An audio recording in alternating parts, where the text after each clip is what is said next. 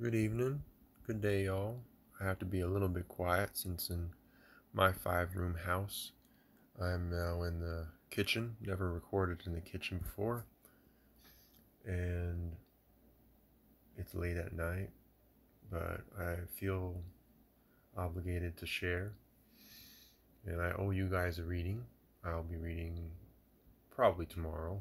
I get a little bit more time, but our family's had a lot going on of late, and I specifically have had 12-hour days and whatnot. But you don't want to hear about that. So let's get into what this video is about, which is phrases that have been quite helpful to me, and really I feel to anybody out there, that I happen to have heard from a couple of Christians that I've been painting for of late.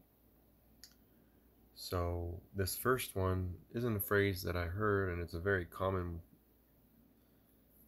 one that you hear sometimes. Right here, as you see, this lady I've been painting for has it right in her garage. Please be patient. God isn't finished with me yet. So this can go for anybody, and if you take this to heart, then yes, you will be slow to anger. You will accept that people are going to make mistakes. And hey, one of the cool aspects about this phrase is that you probably will view death as this in, transcendent experience where you are complete. So this whole journey, you've been figuring things out, getting better in small increments every day, every hour, and eventually you will be complete, and God will be ready to accept you into the kingdom of heaven. So she has this in her garage. It's in a very common place that anybody can see who comes over her house, and it really sets the tone.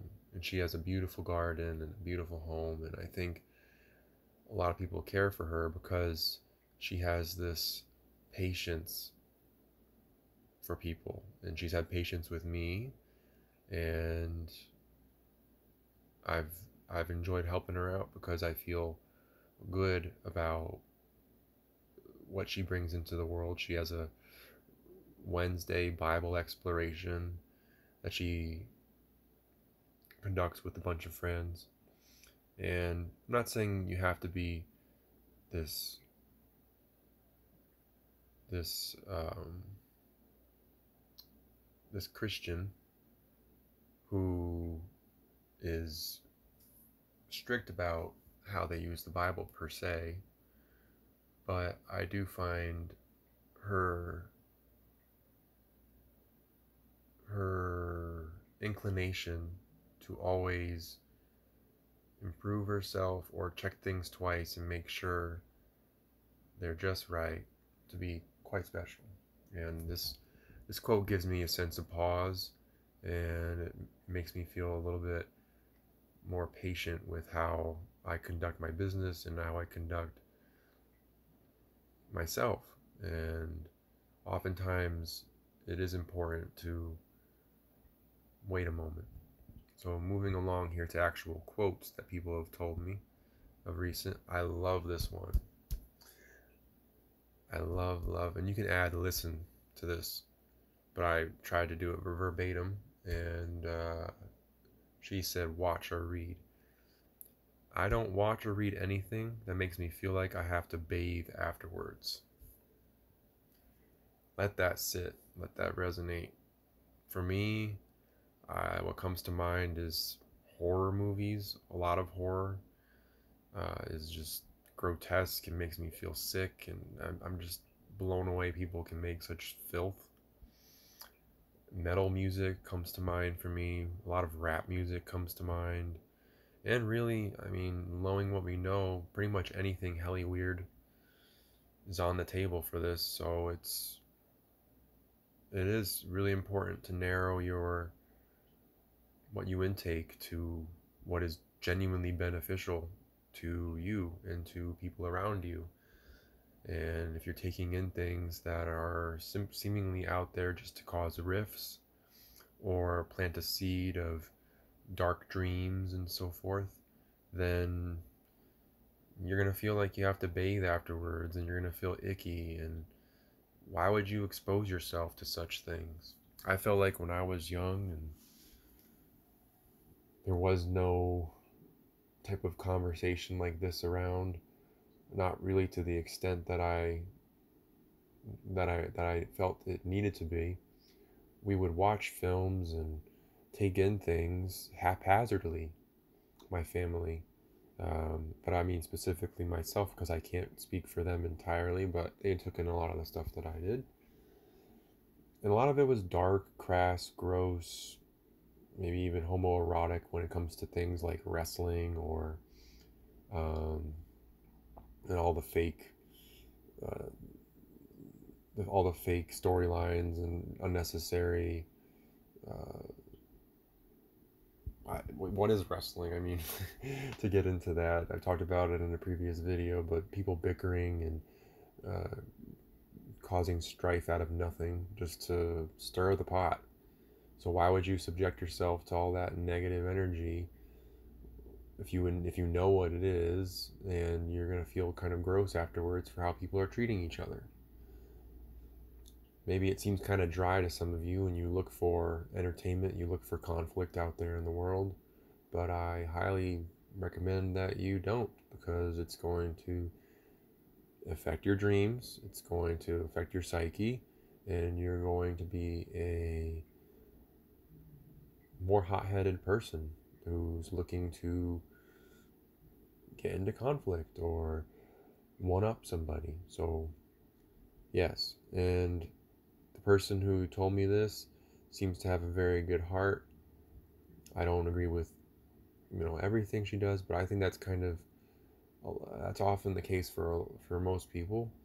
There's only everybody's unique, and we've all got our own uh, habits and behaviors. And I believe if we're truly following Jesus or this idea of deep truth, then yeah, we're going to be more and more aligned and have less to worry about of each other. And we'll find our happy bubbles. We won't be so concerned about things like the news that have always been irrelevant. It's irrelevant. So why would you watch something that makes you feel like you have to bathe afterwards? And something else that comes to mind when I say that is the news. I never been a news watcher. It's because I've always felt gross after watching it. Someone died, or there's some big explosion, or some evil is afoot. And when I sat back and thought about it, more often than not, either the story was fake or that it just flat out did not apply to me. And it was like a little anthill abroad was broken down, and that kind of stuff happens every day. So life and death are a part of life, and we shouldn't obsess over death or obsess over destruction. No, it's not natural. I think it gets its due time. It doesn't get obsessed over. So I think we usually have a good handle over what are these things that make us feel like this. But yeah, occasionally things will slip in that we had no idea can cause us this. And when that happens, then we're even more cautious. What comes to mind for me are things like cutesy cartoons that hide sexual innuendos that are off-putting or gross, or have or are conveying dark things within a medium that is otherwise colorful and buoyant, so as to sort of massage these dark thoughts into children or regular people or adults and so forth, and thereby making them okay with the evils therein. So yes, for me in my lifetime, what comes to mind is something like SpongeBob. It's a very colorful, buoyant show, but it's filled with a lot of strange innuendo and dark connotations underneath the surface. I recall one scene where SpongeBob drops soap in his bathroom, and or no, he's holding soap in his bathroom and he says, "Be careful, don't drop it," because it's a reference to people that are inmates, and if you drop the soap then you're going to get raped. And what is that doing in a child's show? Things like this makes you feel gross, and it's hiding under the cutesy veneer or cutesy facade. So we have to be very cautious about what we intake, and why would we want to intake things that make us feel this way. So yes, that's a one that I think I will carry with me throughout life. I love it. It's such a good way to put it. And yeah, I'm not saying like watch all the corny Hallmark movies per se, but because those are corny and often are pale in interpretations of true human emotion and pathos and so forth. But be be conscientious about how you choose to read and watch and so forth. Don't do so haphazardly or on a whim from somebody that you may not know and maybe loosely offering you this advice without the best intentions in mind. So I think we've done this one good. And then, sorry, I don't know why I did that. This last one is the genesis of this one was from that same friend from the first quote, and I added in my own 2 cents. She said, "God gives me the words I need." And the second part of this, some folks seem to have endless words, and that's okay. So I don't, the second part wasn't verbatim. And this person, when she said this, was referencing a neighbor that I had also worked for. And this person, man, every time I've talked to this person, she talks a mile a minute. And when she seems to ask questions, it seems to be out of etiquette. It's not like she genuinely cares about what I have to say. She will talk my ear off about her life and what she's doing, and then say something along the lines of, "Well, what have you got going on? What are you doing?" And then as soon as I finish, or even before I finish, she's back onto her thing.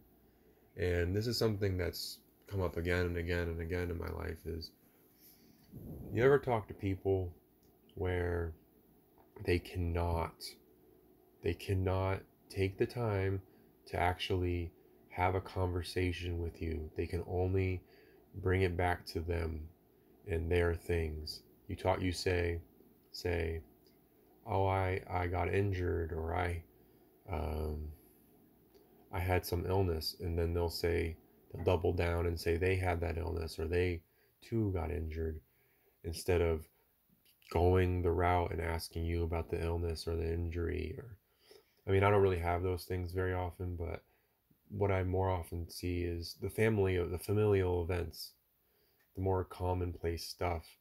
It's like they take way more emphasis for their own than what's around them, and it is so telling about whether they're listening to you or not. Because if they genuinely do listen to you, then it will feel like reciprocal in a mirror. So it's easy and it flows nicely. And it made me so happy about hearing my friend say this, that some folks seem to have endless words in reference to this person, was she got the same experience that I did. It was so clear to me, and the way her eyes lift, the way her eyebrows arched, and her eyes widened, that she too had the same experience of this person talking a mile a minute over her and not really allowing her to speak. And she didn't take it as, no, this person's a selfish person. It's just, hey, she's got endless words, and that's okay. You know, of course, if you want to bring people to the more reciprocal conversation type of dialogue.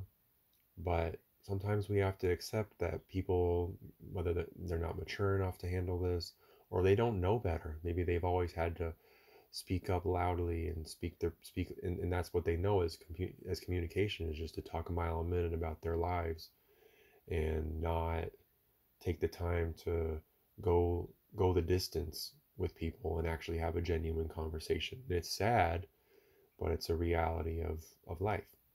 So I found that to be really helpful, instead of viewing it in a negative light. Oh, this person's just a blabbermouth per se. No, they just have a lot of words.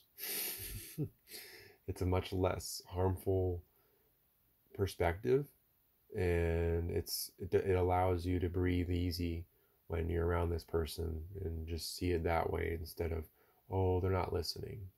It's like, well, maybe they will listen if you view it this way and you're very calm and slow to anger, and you don't get antsy when talking with this person because you feel in the bottom of your heart that, hey, they're probably just going to talk my ear off, and they don't really care about me at all.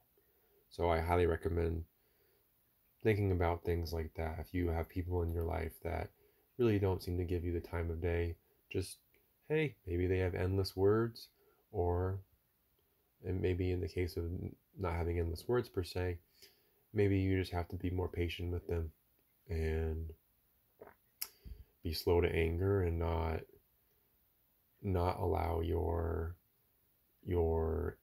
essence, your being, to waver.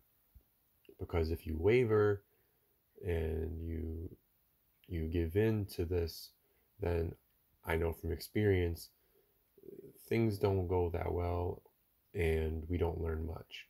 So it is imperative that we allow ourselves to see things in a more harmonious light, with this underlying, or this underpinning of deeper patience in mind. And then this one I added to the list, and this will conclude the video. I'll get to a reading with you guys soon, of course. But some days the words elude me, and friends fill in the blanks. So this kind of goes along with the last one a little bit, but in a good sense, in that, hey, maybe the words that you have today, you got some of it out, but it didn't all come to you, or you felt like a little bit stifled. But maybe you were around somebody who had some really interesting things today to say, and you were able to ponder those things and bring that into your world, and it helped you along your way when your words were at a minimum. And I know when I was younger and competing with mad minutes as an elementary school child, and on forward competing through a lot of school and being taught the way, I would try to be the smarty pants and say the right thing, but I felt uncomfortable a lot of the time because I didn't have this kind of deeper logic or rationale around life and communication. No one really knows everything, and a lot of people parrot, and myself included. And it is really important to not get bogged down by this idea that you gotta say the smartest thing, you gotta be at your best all the time, that it's okay to come as you are, and maybe listen the whole time, and maybe you came to somebody and you felt like you had a lot to say, and maybe you say one of those things, and just the nature of the conversation allows that to happen, and maybe you'd come back and you say another one of those things, instead of feeling like, oh, I gotta say all these things right now. And I know that can get tough sometimes when you have maybe one meeting with this person and you really want a lot to say to them. But life has life is a mystery, and the way God works is only known by God. And we cannot force things lest we feel like they're not handled well. So allow your questions and your answers to come about in a natural way without hampering the the the genuine education of both parties. And yeah, allow friends, or maybe if you feel like your friends, like myself, I often feel like this. My aside from my partner right now, my friends are all in like their 70s and 80s, and they're my clients. And I generally work with older people, and they're full of wisdom a lot of times, and a lot of times they're set in their ways. And but most of the people that I work with, I feel like they're full of a lot of wisdom. And some of them can be kind of annoying at times, like the lady I referenced earlier. But I see the good in her too, even though she says some things I don't agree with and seems to impose some lies on me from time to time.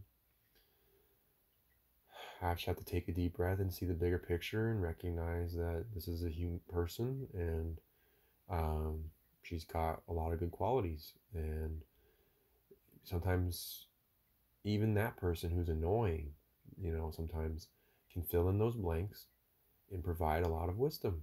And we don't want to be hindered by, quick judgment or presumptuous behavior. Everybody is capable of healing and being a light in the room. So sometimes we don't have to be the brightest light, and we can be one of the lights. And I suppose we're in true equilibrium when all the lights are lighting up the same way, instead of having, like, think about how strange that would be. Like, think about people in the room as you would like those twinkly lights on a window or around a room. And think about if one of those lights is way brighter than the others, wouldn't that be bothersome? So yeah, maybe consider the idea that for us to be in true harmony and really learn and heal, we have to be in equilibrium and provide equal spectrum of light, instead of feeling like we have to outshine the room, or maybe even on the opposite end of the spectrum, dim ourselves so much to allow the other person to be the shining light in the room, because that's not healthy for them and maybe they're misguided. I think you get what I'm trying to say. So, a little video here. I hope you guys are doing well and are taking your time with your growth as a person. And I'll come back at you soon with some good stories. The only thing that was holding me back from coming back with a story today is I wanted to do a drawing for it. So I'll do that drawing and get back to you with a story soon. And God bless you all. Talk to you later.